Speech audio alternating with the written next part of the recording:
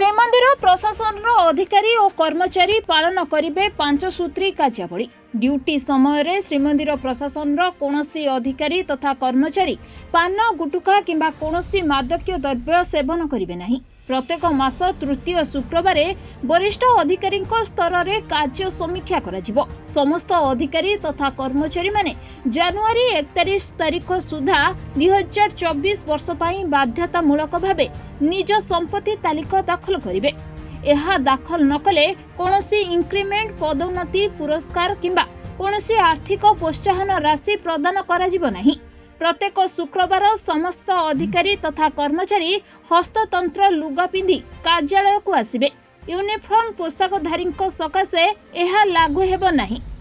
श्रीमंदिर मध्य अधिकारी तथा कर्मचारी मोबाइल व्यवहार उपरे मध्य कटकणा जारी करा जायछि। ए सब को अनुध्यान सीसीटीवी द्वारा कराजिबो। जदि केही पान गुटुका खाइले एक्शन नियाजिबो एवं 1 तारीख सुधा संपत्ति तालिका प्रदान कराजिबो बोली कहिसंती श्रीमंदिर मुख्य प्रशासक।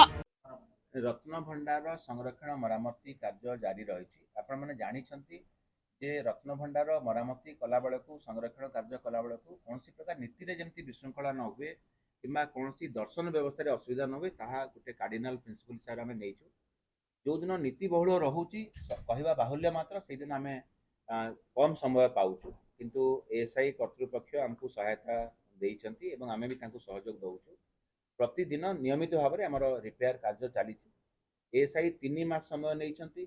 मार्च मास 16 तारीख सुधा से करेंगे बोली कहते कारण डिसेम्बर 17 तारीख आरंभ है 3 मास माने मार्च 16 तारीख आम आशा करवा जे से ठीक से समय भितर से कार्यटा करेंगे और जहाँ भी मार्गदर्शक एवं सरकार जहाँ निष्पत्ति अच्छी से हिसाब से कार्य चल रही।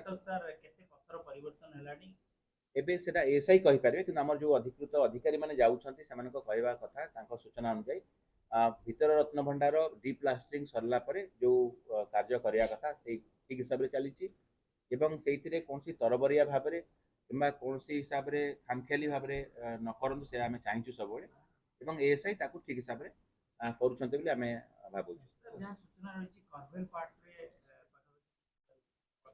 मुझे कहली से संबंध में आम प्रकाश में किसी कहवा ठीक हम ना। एएसआई कर्तृपक्ष को आम अनुरोध करूँ कौन सी खामखेली नीति करेंगे ना कौन हिसाब से तरबरिया भाव में करेंगे ना ठीक हिसाब से स्ट्रक्चरल सेफ्टी बा रत्न भंडार स्थायित्व श्रीमंदिर स्थायित्व सर्वाधिक गुरुत्व। आज श्रीमंदिर प्रशासन कर्मचारी माने किछि हस्ततंत्र प्रस्तुत सार्ट और कुर्ता परिधान करुछंती किंतु संपत्ति तालिका को नहीं प्रश्न उठा जाइछि। सेपटे कर्मचारी ड्रेस बदलाइबा पाई मुख्य प्रशासक जो नियम पालन करिबा पाई निर्देश देइछंती ताहा केते दूर कार्यकारी हेबो ताहा अस्पष्ट। कर्मचारी मानक पाखरे एते पैसा नहीं जे सेमाने किणी ड्रेस पिंधि परिबे बरं मुख्य प्रशासन सेमानकु 2 हळ लेखाए दियंतु बोली कहिछंती वरिष्ठ सेवायत।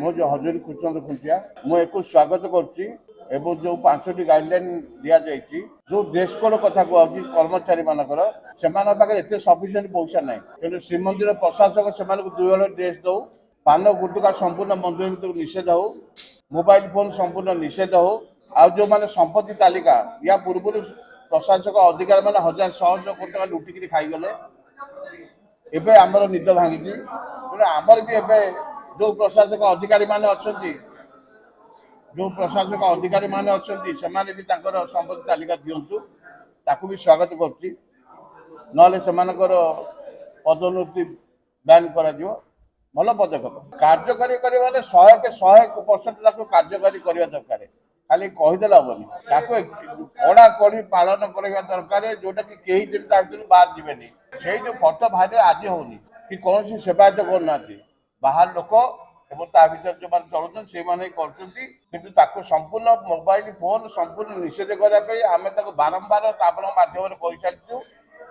17 मसिया मोबाइल आज की केते वर्ष भाबंतु तेणु मोबाइल फोन संपूर्ण निषेध ना प्रशासक अधिकारी ना सेवायत कौन सी व्यक्ति नहीं पारिबेनी एवं ता भीतर लैंडलाइन समस्त जगह व्यवस्था करा जाऊ जो माने मोबाइल फोन दरकार जो माने यात्री पड़ा माने सेमान लैंडलाइन रे अलाउ करा जाऊ निजुक भी लैंडलाइन आउट दिया जाऊ मंदिर चतुर्पार्श्व भी लैंडलाइन की भी व्यवस्था करा जाऊ।